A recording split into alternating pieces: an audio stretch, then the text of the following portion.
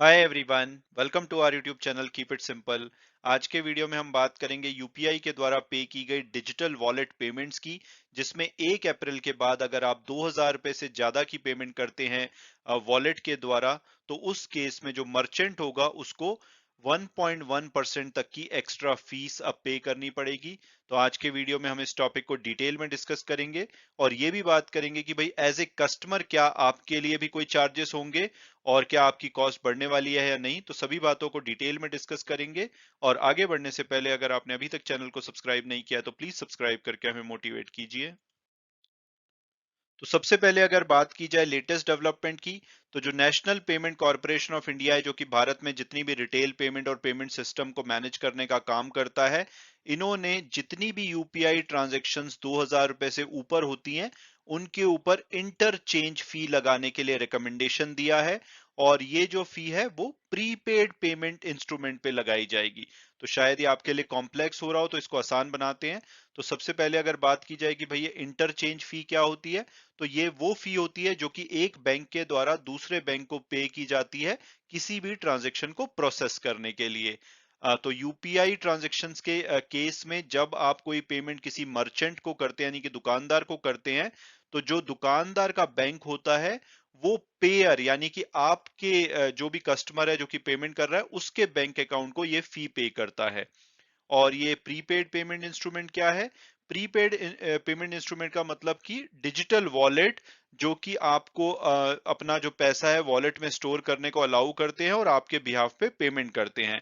तो भारत के अगर कुछ फेमस वॉलेट की बात की जाए तो आपने पेटीएम वॉलेट के बारे में सुना होगा, फोन पे वॉलेट, अमेजॉन पे वॉलेट। इसके अलावा गूगल पे का दो वॉलेट नहीं होता, यानी कि आप यहाँ पे किसी वॉलेट में अपने पैसे को रख नहीं सकते, लेकिन ये भी एक सर्विस देते हैं जिसमें कि आप अपने क्रेडिट और डेबिट कार्ड को ऐड कर सकते हैं, जिसके माध्यम से मर्चेंट को पेमेंट की जा सकती है। तो इस तरह के जितने भी प्रीपेड पेमेंट इंस्ट्रूमेंट है उन्हीं के ऊपर ये चार्ज लगेगा। और इस चार्ज को लगाने के पीछे का जो कारण है वो ये है कि जो भी बैंक्स और पेमेंट सर्विस प्रोवाइडर हैं जैसे कि पेटीएम वगैरह हो गए, इनको बहुत ज्यादा मुश्किल हो रही है क्योंकि यूपीआई ट्रांजैक्शन की जो कॉस्ट है वो बहुत ज्यादा बढ़ रही है। तो ऐसे में ये सरवाइव नहीं कर पा रहे अगर ये कोई चार्ज नहीं कर पाते। तो अभी तक ये कैसे फिर सरवाइव कर रहे हैं, तो ये दूसरे तरीकों से पैसे कमाते हैं कस्टमर से, जैसे कि क्रॉस सेलिंग करते हैं अपने प्लेटफॉर्म पे। आप देखेंगे कि बहुत सारे प्रोडक्ट बेचते हैं जिसके थ्रू इनको एक कस्टमर बेस मिलता है। इसके अलावा एक ये एमडीआर जो फी होती है जो कि मर्चेंट से, जैसे आपने पेटीएम के केस में सुना होगा कि 20,000 रुपए से ज्यादा की अगर आप एक महीने में ट्रांजेक्शन करते हैं तो ये मर्चेंट से 2% के आसपास की फी लेते हैं। तो इन तरीकों से अभी कमा रहे हैं लेकिन फिर भी ये सरवाइव नहीं कर पा रहे। तो इस जो ये फी है अब ये आपसे कलेक्ट कर पाएंगे, इससे इनको थोड़ी सी आसानी होगी। और ये जो फी है वो 1 अप्रैल से लगाई जाएगी और उसके बाद 30 सितंबर को दोबारा से जो भी प्राइसिंग है उसको रिव्यू किया जाएगा। उसके बाद हो सकता है कि इसको बढ़ाया या घटाया जाए बेस्ड ऑन कि 6 महीने का एक्सपीरियंस कैसा रहता है। हालांकि ये जो इंटरचेंज फी रिकमेंड की गई है, ये पीयर टू पीयर यानी कि आप किसी रिलेटिव को, फ्रेंड को, दोस्त को अगर पैसे ट्रांसफर करते हैं बैंक टू बैंक यूपीआई के द्वारा, तो उसके ऊपर कोई ट्रांजैक्शन फीस नहीं लगेगी। वो पैसा आप अभी भी आराम से ट्रांसफर कर सकते हैं। इसके अलावा अगर आप peer to peer merchant payment भी करते हैं, यानी कि किसी दुकान में जाते हैं और आप मर्चेंट के बैंक अकाउंट में डायरेक्टली पे कर देते हैं, तो उसके ऊपर भी ये फी नहीं लगेगी। ये फी तब लगेगी जब अगर आप जैसे कभी किसी मर्चेंट के पास आप जा रहे हैं, वहां पे स्कैन क्यूआर होता है, अगर उसको स्कैन करके अगर आप पेमेंट करते हैं और वो पेमेंट 2000 रुपए से ज्यादा होती है तो तभी ये फी लगेगी। हालांकि ये माना जा रहा है कि भारत में जो 99.9% जो यूपीआई ट्रांजैक्शन होती है वो बैंक टू बैंक होती है, जिसके ऊपर की अभी भी चार्ज नहीं लगेगा। जो पीपीआई ट्रांजैक्शन है यानी कि प्रीपेड पेमेंट इंस्ट्रूमेंट के द्वारा, वो सिर्फ 1% से भी कम होती है। तो सिर्फ इन्हीं के ऊपर ये चार्ज लगाया जाएगा।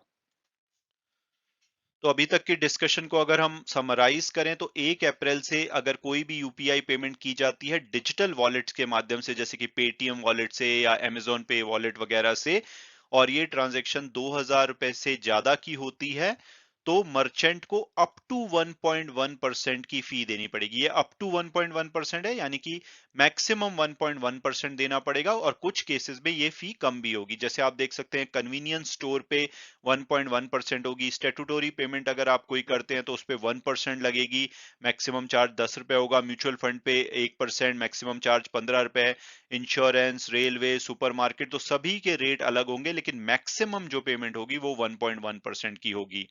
और ये जो पेमेंट है ये सिर्फ सॉरी फी है, ये सिर्फ 2,000 रुपए या इससे ज्यादा की जो ट्रांजेक्शन होगी सिर्फ उन्हीं पे लगेगी। अगर आप कोई भी पेमेंट 2,000 रुपए से कम की करते हैं तो ये फी आपको मर्चेंट को नहीं लगेगी।